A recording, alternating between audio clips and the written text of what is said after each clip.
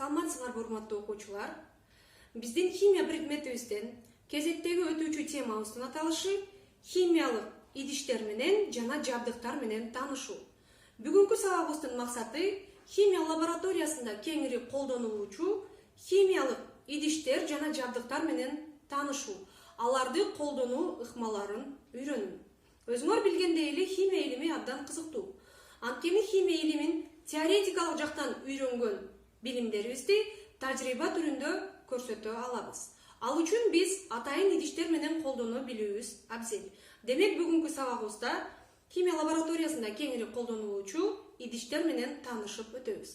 Адегенде эле кеңири демонстрациялоочу тажрыйбаларда колдонулуучу өлчөөчү цилиндр менен таанышып өтсөк. Өлчөөчү цилиндр ар кандай формада жана өлчөмдө болот. Өзүнүн өлчөм бирдиктери көрсөтүлгөн жана биз суюктуктун белгилүү бир өлчөмүн алууда бизге абдан керектелет. Андан кийинки таанышуучу химиялык идишибиз бул химиялык стакандар.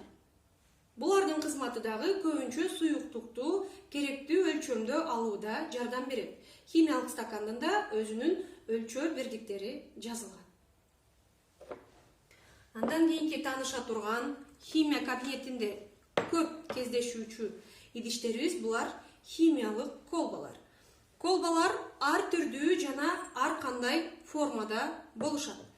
Өзүңөр байкагандай эле, мисалы үчүн бир затты сактоодо бизге химиялык колбалар керектелет.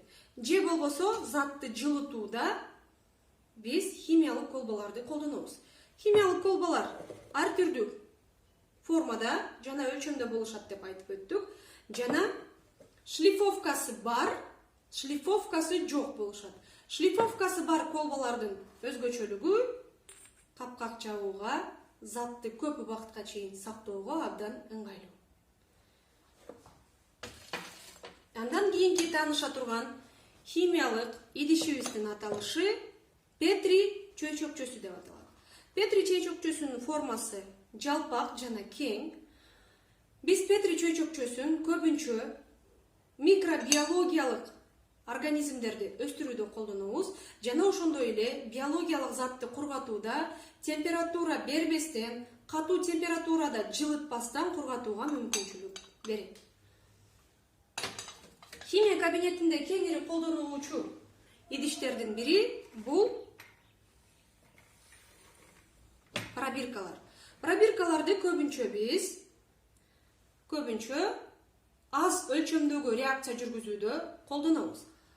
Аларды кургатууда жана кармоодо биз атайын штатив жабдыгы менен колдонобуз.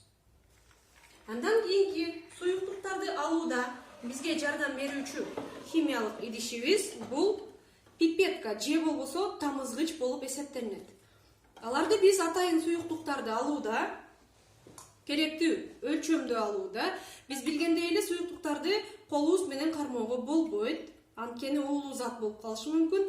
Бир идиштен экинчи идишке тамызгычтын жардамы жок, куюп алууга дагы болбойт. Ошондуктан биз атайын тамызгычтар менен колдонобуз.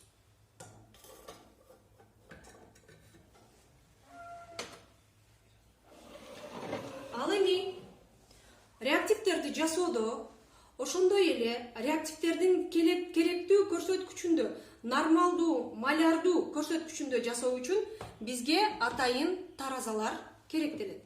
Химиялык таразалардын өзгөчөлүктөрү булар жөнөкөй күнүмдүк турмушта колдонулуучу таразаларга салыштырмалуу абдан так. Химиялык кабинетибизде сабагыбызды өтүп бүткөндөн кийин сөзсүз биз идиштерибизди жуушубуз керек. Идишти жууда ар кандай ыкмалары бар. Механикалык, химиялык, физика химиялык. Биз көбүнчө механикалык ыкма менен колдонобуз. Бул үчүн атайын ёршик же болбосо щетка деп аталган щеткалардын жардамында идиштерди жууйбуз.